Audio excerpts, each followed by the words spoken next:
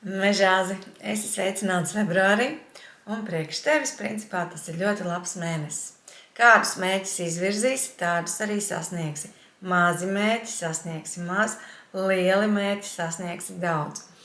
Un, ja maini darbu, ja tu arī to vari šajā mēnesī darīt, tad izvēlies valsts iestādi vai arī tādu lielu, stabilu, nopietnu, zināmu, veiksmīgu kompāniju. No 5. līdz 23. Merkurs ir tavā 2. mājā.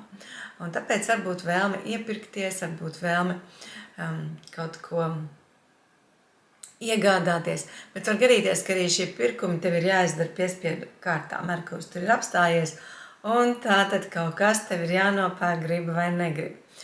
Pēc 23. datuma tu vari mācīties ļoti labi, apmainīties ar informāciju, dalīties, iegūt, risināt kaut kādus jautājumus, sarunāties, iepazīties, noteikti sevi reklamē šajā laikā. Tas būs veiksmīgi. Vari apgūt arī jaunu profesiju, palielināt savu zināšanu apjomu, vai ļoti labi mācīties strādāt ar rokām, tad kaut kādas jaunas tehnoloģijas apgūt. Līdz 16. Venēra ir tavā 1. mājā. Un tev ir visas iespējas sev parādīt. No vislabākās puses paskaties, kura puse tev labāk pašam patīk, no tās arī sevi parādi. Maini savu apģērbu, maini savu imidžu, pārskati skapi, izmet ārā visus izvalkātos džempers, nopēc sev jaunu.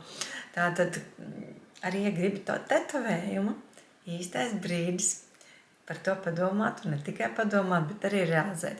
Tātad šajā mēnesī izrādi sevi no vislabākās puses, maini savu imidžu, sapucē sevi, un tev ir iespēja iedot tādu jaunu enerģiju visam gadam. Noteikti tu vari izrādīt iniciatīvu šajā mēnesī arī mīlestībā.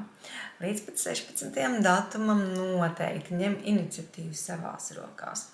Principā visu mēnesi, arī pēc 16. cilvēkiem liksies ļoti pievilcīgs. Tev būs tāda īpaša harizma un tāds neparasts starojums. Pat tava balss mēneša 2. pusē cilvēkus valdzinās.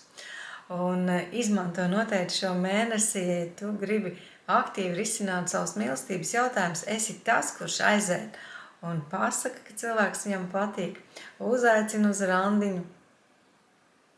Tātad sāk veidot attiecības. Tie, kuri ir attiecībās, tiem ir vēlams kļūt kaislīgākiem, izrādīt maigumu, un īstais brīdis ir nostiprināt attiecības, pie tām piestrādāt. Mūsdienu laikmetā, kad attiecībām ir principā diezgan īsts mūžs, izmantojiet šo laiku, nostiprinot jau esošas attiecības.